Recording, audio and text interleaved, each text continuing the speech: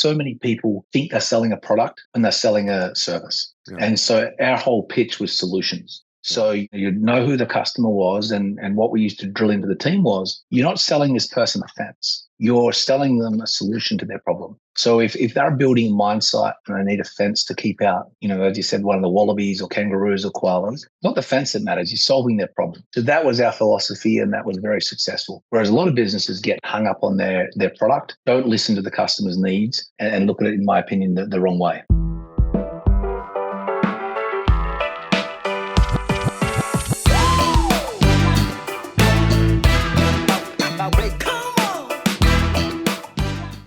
Welcome to the show.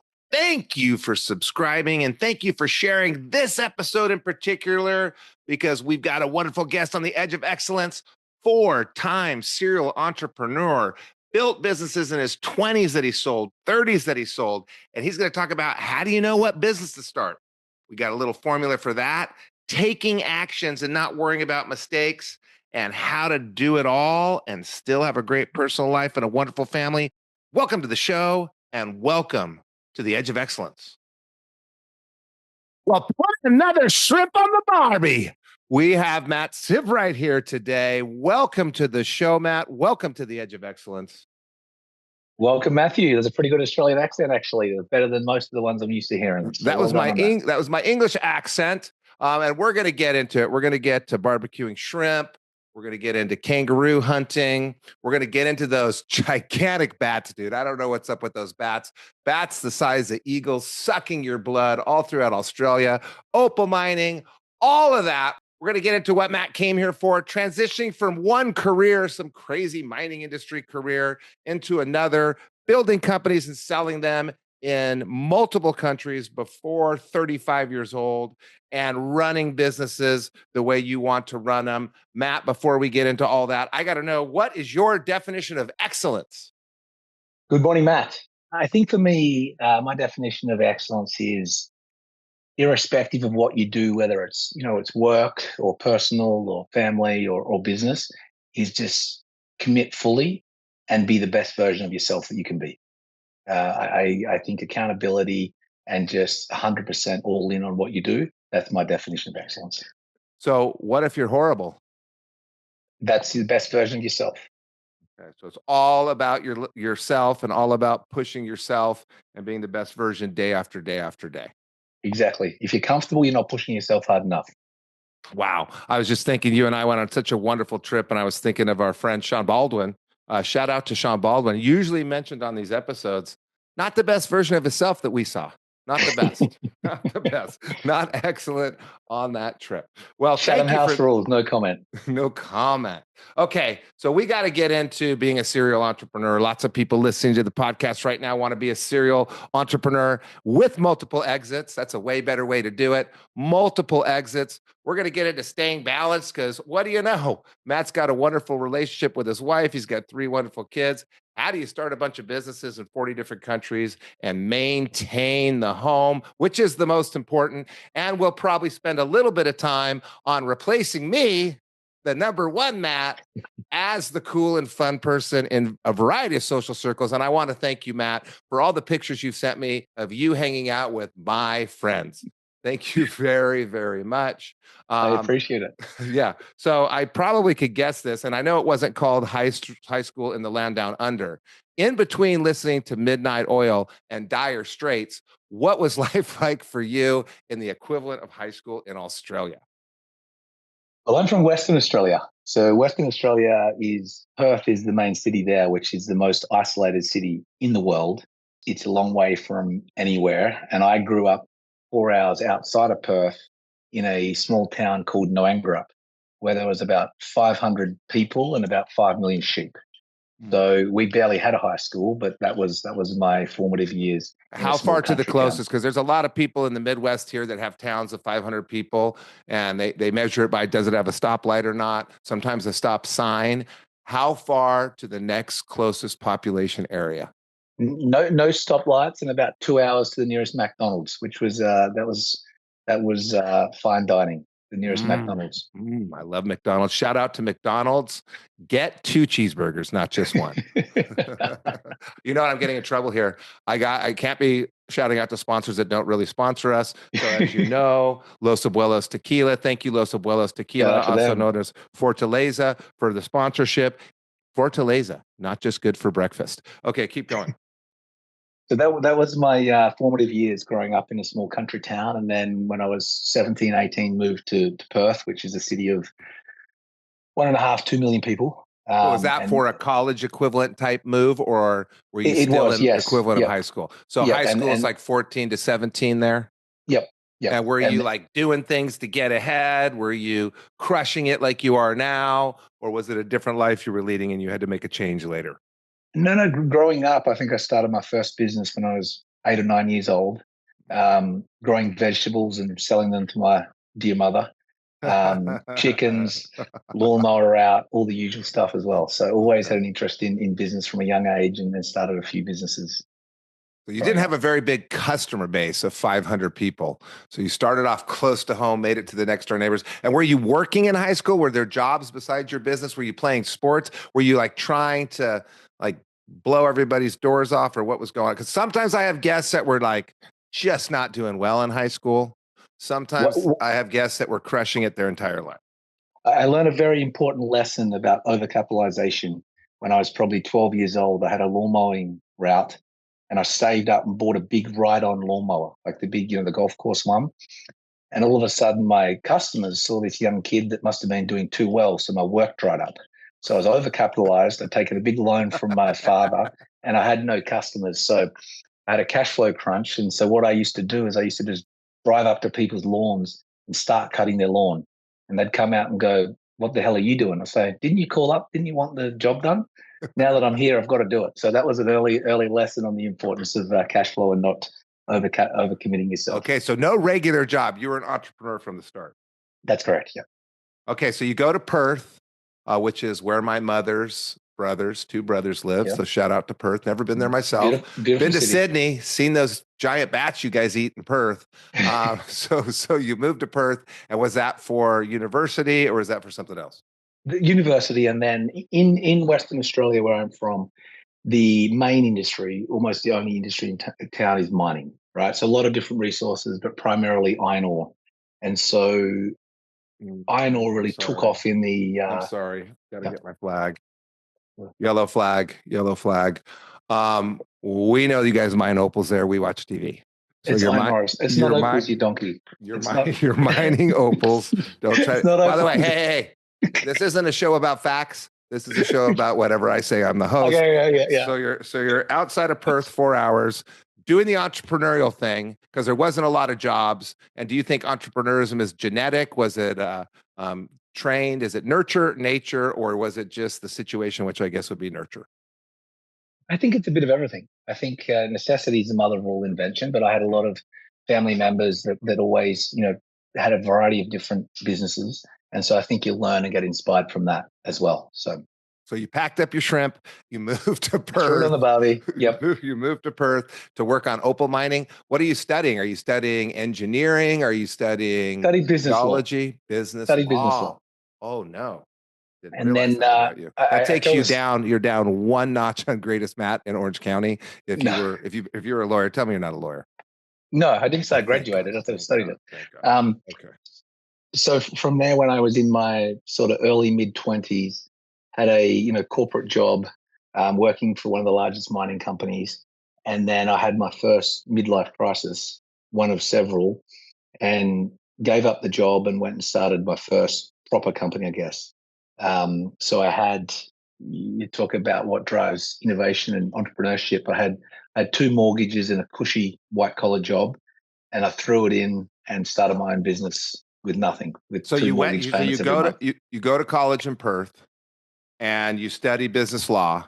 You move into the corporate world, and the corporate world there is the mining business, and there's regional centers for different businesses in every country of the world, and they're in the business of mining, obviously opals. And then you decide, I can't handle the corporate world. What was it? I think it was probably 3 years in, and the company I worked for, a great company, was going to pay for me to do my MBA. and still work there. And I thought, okay, I can do my MBA and work part-time on the side and start a business. And I had some exposure to fencing earlier, growing up, and never built a fence in my life, but went out there and started a fence business. And I'll never forget, I had a little apartment. I'd wake up in the morning and walk 10 feet to my desk and go, what the hell am I going to do with myself now? And I was used to wearing a suit and tie to work every day for the last 3 years. And eventually I used to get up in the morning and make myself put a suit on, walk 5 steps and sit there and actually work. That was kind of my trigger to get into work mode. Yeah. And I've heard that many times. I mean, crikey, I've heard that many times, mate.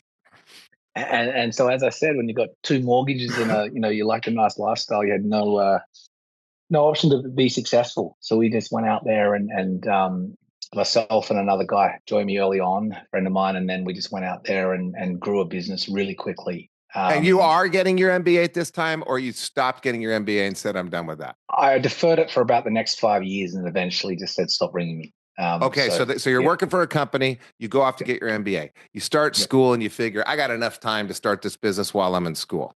You're in school, the business gets going, and you say, hey, I'm not going to do the MBA thing. And the company's saying, hey, we want to pay, come back to work. And you're saying, maybe I will. You're keeping your options open, right?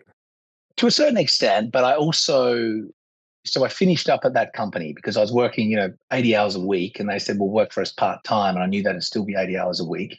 And so I just figured go and do my own thing and sort of roll the dice. And when you're young and single and don't have a ton of family commitments, you have a much higher appetite for risk. And so that's what we did and grew that business very quickly and expanded nationally and had a ton of fun and built a really nice business. And this is commercial. I mean, you guys have koala bears and kangaroos and marmots running everywhere around there, not to mention those giant eagle-sized bats. And so you're building fences around commercial areas like mines to make sure the kangaroos don't come in and beat everybody up, or the koala bears, which are vicious. They'll scratch the crap out of you when they're on that eucalyptus. So is that why are you in the fencing business? Where did that exactly? So we had one rule was it didn't say no to anything. So we would do a lot of fences around mine sites or prisons or warehouses or schools or infrastructure projects, but anything. And Western Australia, if you look at it, the state is almost as big as California, may actually be bigger. Yeah. So you're doing work basically out in the desert where it's 120 degrees, rock, very remote. So it was a great experience. And you started this business from scratch, or you found this business? How do you get into? Started it from scratch. Okay, so you're in the mining business. Were you dealing with fencing companies? What's your link? How do you think people are always asking, or they come up with a great idea. They have a great idea. I'm like, you need about 50 of those great ideas. How do you come up with mining? What's the process of deciding I'm going to go into putting fences up? And I was in the mining business. I'm going to go in the process of putting fences up around all these different areas, and they're going to be commercial fences. I'm going to sell business to business instead of residential. How did you come up with that idea? How did you test it? You're young. You're 25 or something, right, at the time? 24, 25. I was managing contracts. So I was in the contracts management team. We would manage billions of dollars worth of contracts a year in the mining company. And I used to say to my colleagues, these guys don't understand what we actually want. Right? You're providing a service, not products. And if they make our job easier, we'll pay them what they want. We'll be better to work for. So that was the basic premise of the reason was fencing. I had some exposure to it, and I didn't have enough money to start a mining company. Fencing. Okay, so you're sitting there and you found a need, which is how you start a business. You find a need. Yep. You think, I can do this better. And in your case, you're the customer. So people oftentimes, if you're listening right now, first of all, don't write notes while you're in the car. Always listen 1.5, especially to Matt. He talks too damn slow. And so you're exposed to a lack of customer service, and you are the customer. And people miss that. They try to go solve a problem that the customer doesn't want solved, or they're not interviewing their customers to see how they can do it faster, cheaper, better. But you're realizing they're coming in with a canned pitch and a canned product and a lack of listening. If I just start a business where I listen to this customer base, which I'm one of, I will kick butt. I don't know what business to start, but I know what problem to solve. And then you look and say, how much money do I have and what could I do with what I've got? And fencing was the answer. And I'm assuming they needed people to tell them what they needed, not bid on the wrong thing, go and figure out how impossible it is to put into this earth and come up with solutions, as opposed to coming in and asking the customer to solve the problem? Was that the gap you were filling? Exactly right. And I love your pitch there, Matt. And just to add to that, so many people think they're selling a product and they're selling a service. Yeah. And so our whole pitch was solutions. So you'd know who the customer was, and what we used to drill into the team was, you're not selling this person a fence. You're selling them a solution to their problem. So if they're building a mine site and they need a fence to keep out, as you said, one of the wallabies or kangaroos or koalas, not the fence that matters, you're solving their problem. So that was our philosophy, and that was very successful. Whereas a lot of businesses get hung up on their product, don't listen to the customer's needs, and look at it, in my opinion, the wrong way. Okay. So people ask all the time, how do I get a good business idea? There you go. That's how. Most of the time, people are thinking of a product that they're going to go sell in a different way. The better way is find a problem that you're going to solve. What is the customer's biggest problem? Can you solve that? Second biggest problem, third biggest problem. And that's how you go from working in a corporate job to starting a company. Where are the pain points? How can you solve it? And what is the method that I wanted to teach people business? We paint houses. What a weird method to teach business. That's where the great ideas come from, and the multi-year businesses and the multi-exits. So you start this commercial business because you're the commercial customer. You work it for a while, it becomes very successful, and you sell it, right? Yeah, so did it for what, 4 or 5 years or so, expanded nationally, grew very quickly, a lot of fun. And then in end of 2017 into 2018, we sold it to an Aboriginal. So in Australia, there's a lot of Aboriginal tribes, and their native lands are on a lot of times where the mining is. And so we sold to one of these groups that bought the business to provide opportunities for the native people. Sold to them, and then did a transition, and then middle of 2018 was free, as in free from work, and had a very long non-compete clause as part of the sale, and then so started the second business around that time. All right, and the second business was residential because you had a non-comp and commercial. The second business was on the supply chain. So I'd spent a lot of time in Asia, mainly China. And so we founded a business based out of Hong Kong, but mainly dealing in mainland China. And we would source fencing products and sell to customers all over the world. At one point, I did what everyone else has made the mistake of, and thought I could start my own factory up in China, which we did to a certain extent. So had a lot of fun up in northern China with the language barrier, cultural barrier, dealing with the local regulations. But did that for a couple of years and made a lot of mistakes, but eventually got that business to be successful as well. Okay, and by the way, we got fenceright.com.au, we've got lionfence.com, we've got securefence.com.au, everfence.com. If you want to check out some of these businesses, and there's been a lot of them, go check it out. west.fenceright.com.au, lionfence.com, everfence.com, securefence.com. That's how you can find what Matt's talking about. And so eventually you'll pick up a bit of a theme. There's a pretty strong fencing thread through them. Well, that's core competency. Too far out, so. That's core competency, right? So and that's an interesting thing that you mentioned. You're in the fencing business. You don't know what your core competency is. You're doing the mining thing and decide to go in this fencing business, and you're solving customer problems in a different way. You're selling solutions, not a product. You probably think maybe sales is my core competency. Maybe solving problems is my core competency. You come out of that with a non-comp, and if you're listening right now, if you do this right, you build a business. It's the Harvard way. They train you to build a business, sell it, build another business, sell it, build another business, sell it. When you do that, they tell you, no, Matt, you're not allowed to compete with us for a couple of years because we want to take this business and make it even bigger and better. So while they're taking the business that you started, making it bigger and better, you're not allowed to compete in that industry. So you tried out and learned core competency. I'm not a manufacturer. There's manufacturing, there's distribution, there's installation. You're not a manufacturer. You might be a distributor. You might be a distributor and installer, figuring out your core competency, and you get into the business of manufacturing in a strange way, starting off with your own factory, and you still have this business, right? You're making all the elements of fences in China and shipping them all over the world, right? We do. We're primarily focused on the US now, but that business is still operational. For the first couple of years, we sold all over the world. So I had a great experience, a lot of travel. My wife and I and a young daughter at the time, and I think in the first year we sold to 35 or 40 different countries. So that was a great experience, dealing with obviously the Chinese complexities, but then selling to Nigeria or to Europe or to Israel or Saudi Arabia. So that was a great experience. Same products to all these different countries? Different products. So, I mean, fencing, we're not building rocket ships, it's fencing, but, different specifications, different requirements in different parts of the world. But Okay.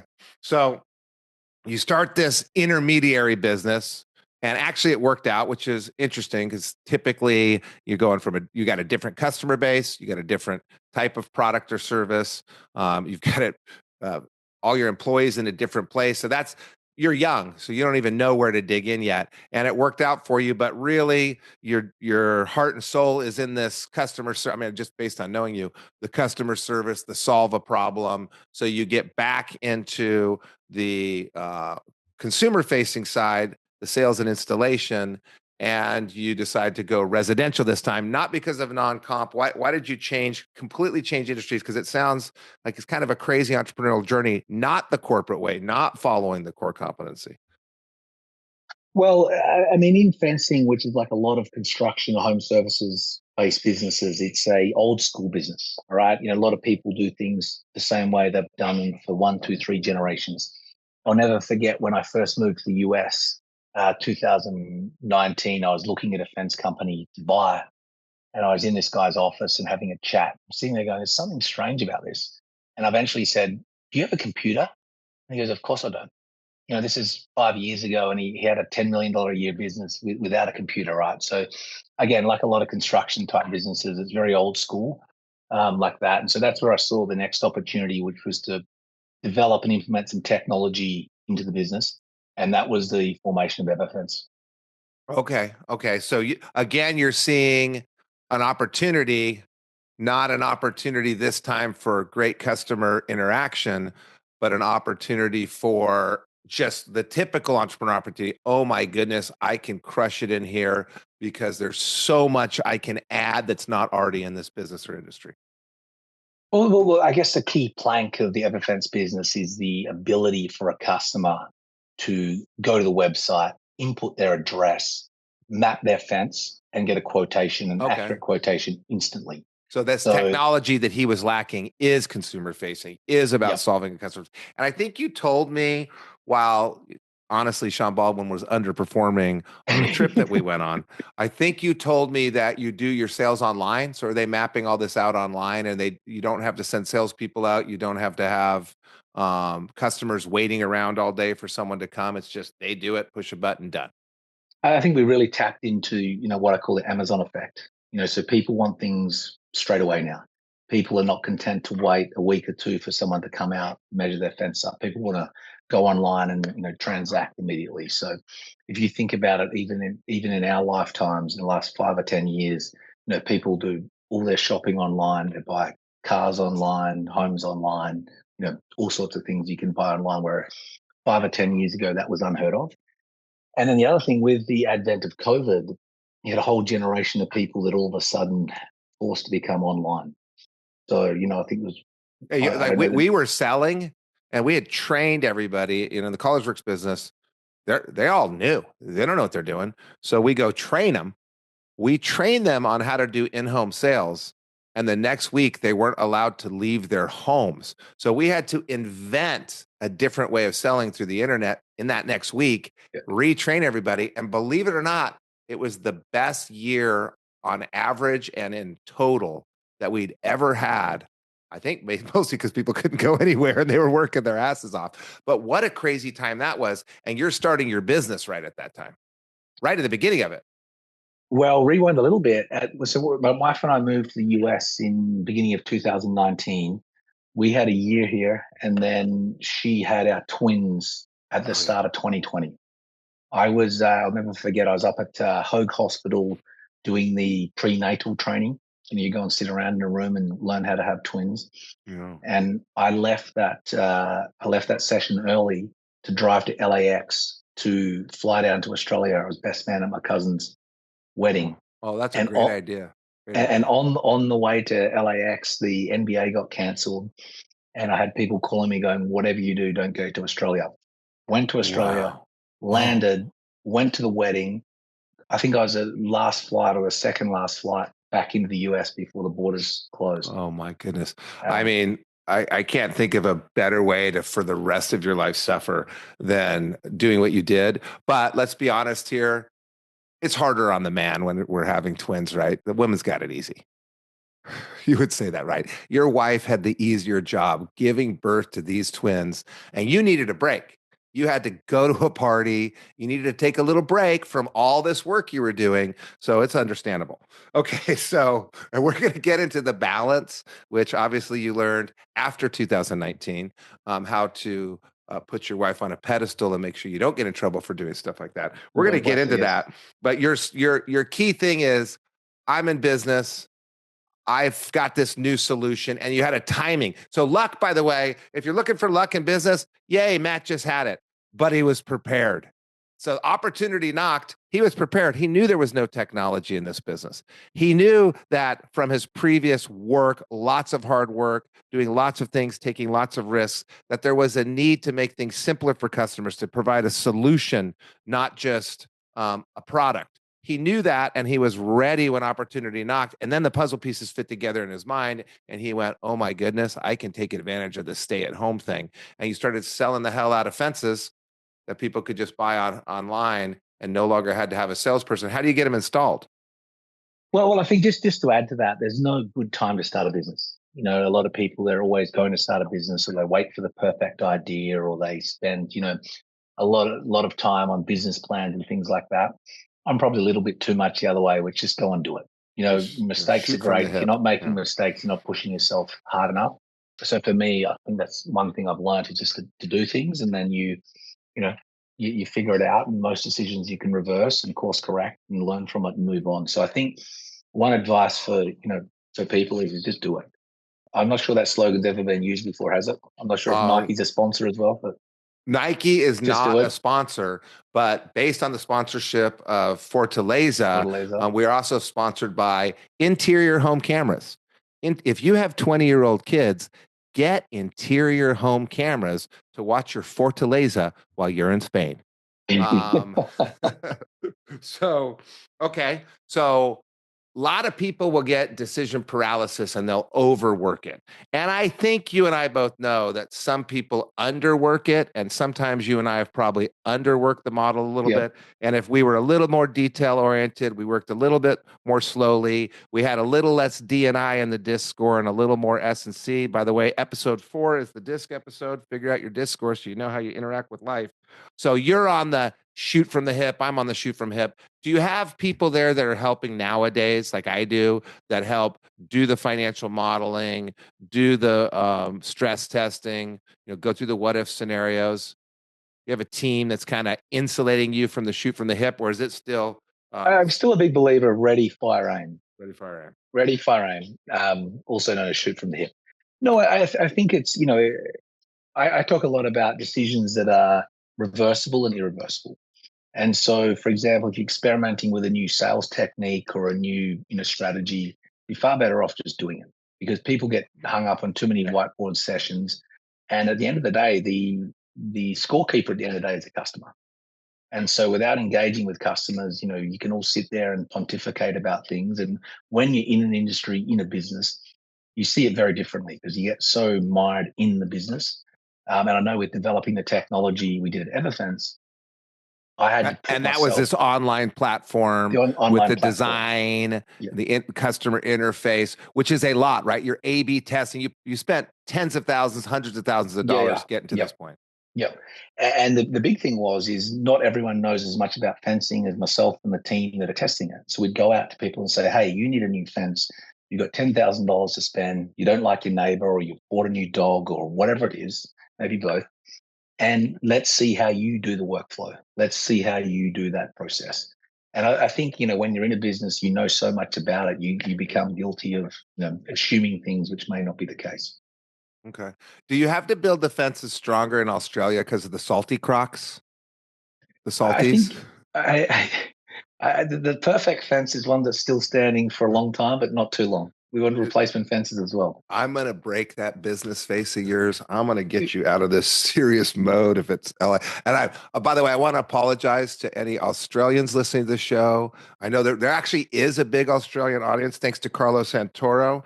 We did not mean to make fun of Australia with every single stereotype that we could come up with on this. No, you haven't even. But it was Matt's idea. It was Matt's idea. He said, do it, stick it to my countrymen. Listen, and I'm just going with it.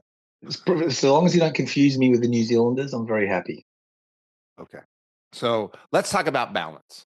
So you have started these. Oh, before we move on to balance, we had the mining business that you're working at. We had the new fence company that you sold. We then have the manufacturing fence company that is dealing with your own fence company in the US. So you are manufacturing and distributing. Mainly distributing. Two different companies though. And then who's doing the installation? So with EverFence, we have a network of contractors. So you're constantly vetting contractors, going through it. I know the process. By the way, if you're into subcontracting, takes 10 to get 5 that you try, 5 that you try to get 1 that's good. Those are our numbers. You don't have to tell me your numbers because I don't want any of your secrets, but those are our numbers. It's very difficult. And you got to treat them right. And we know some people that have been mentors to us on how to treat subs right, like Tommy Beadle, paying them early, treating them with respect. But finding that good group of subs, that makes or breaks your business. But I think we view them as a core customer segment within the business. Yeah. And so it's the same as any customer. What do they want? What do they, what types of projects do they want? Where do they want to work? And then treat them correctly. So you and your wife, I want to get into the balance because building a business is really hard. And, coming out of college and a couple of years working and building a business when you're 24 years old, selling it is next to impossible. Starting another one that works out really hard all over the country, going to 70 countries, I think you said you've been to, selling in 40 of them. And at home, you've got a spouse. You may have kids. In your case, you've got twins. There's a ton of kiwis to peel. I mean, kiwis everywhere. You got all that Christchurch mutton that you're eating. How do you maintain the balance? What do you do to make sure that your family feels respected and you sleep well at night? I know you as a family man, not as a businessman. This is the most I've ever heard about your business. I've heard a lot about your family. What do you do to do all this and keep the family going? I got very fortunate in my first business. So, my career early on was, work a long time, probably work a lot, probably socialize a lot as well, maybe too much. And, in my first business, the core group of us were sort of mid-20s, single, work crazy hours, all socialized together. And I was very fortunate that I'd always, family first, even though I didn't have a, spouse or kids or anything like that. It's just always been your value.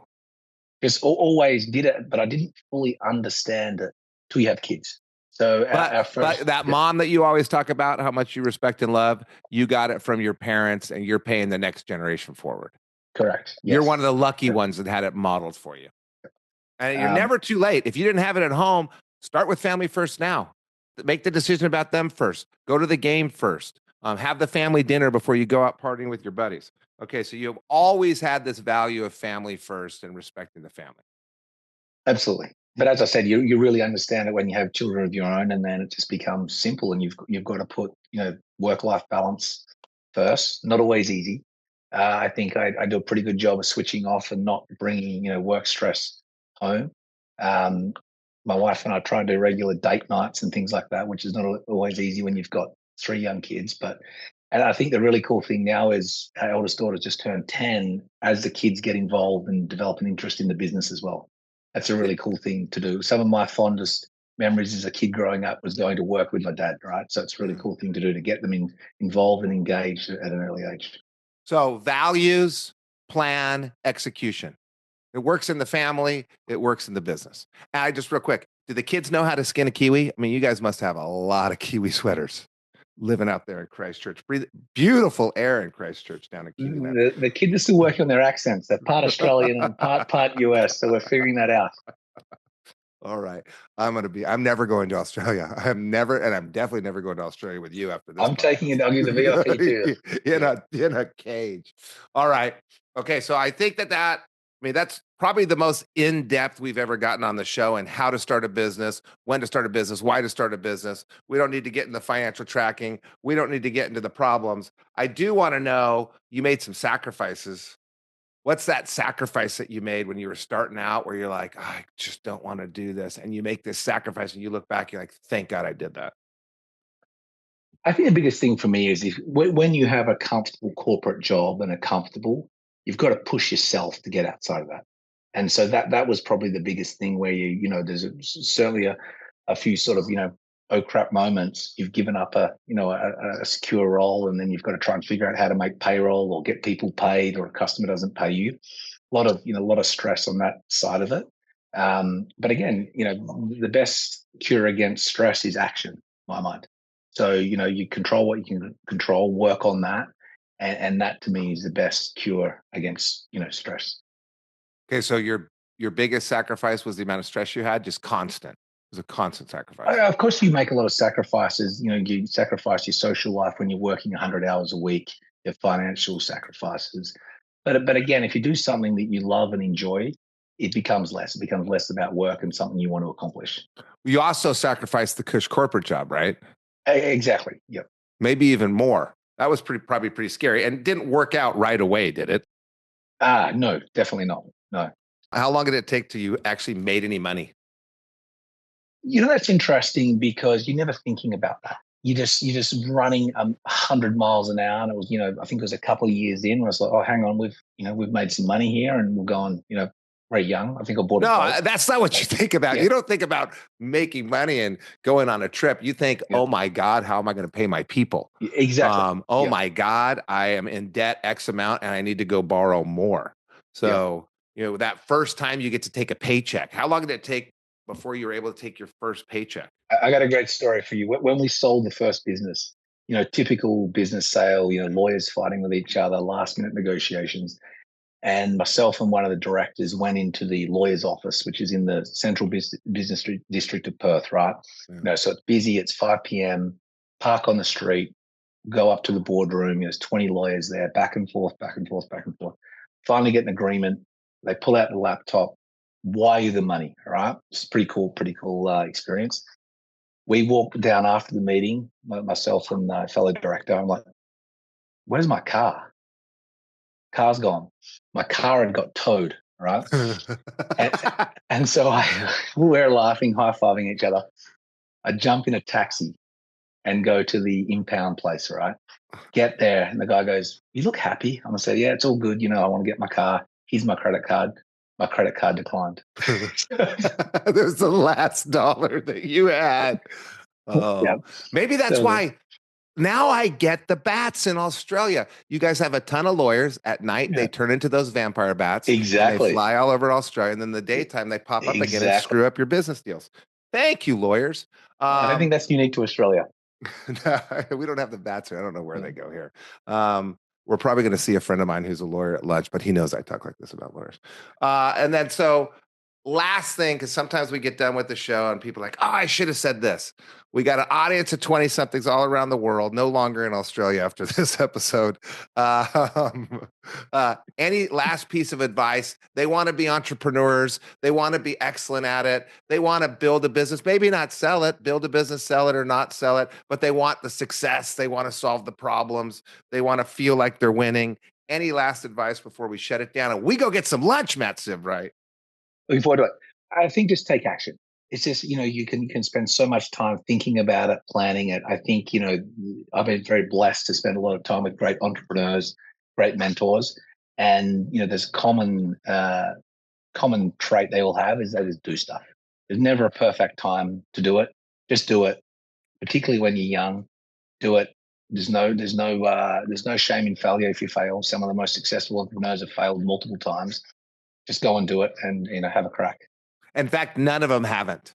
Yep. None of them haven't. They may have had their first business become incredibly successful and never started another business, but they failed a lot and almost lost that business for sure. And just to put a bow on that, my favorite quote, well, I never know who it's from.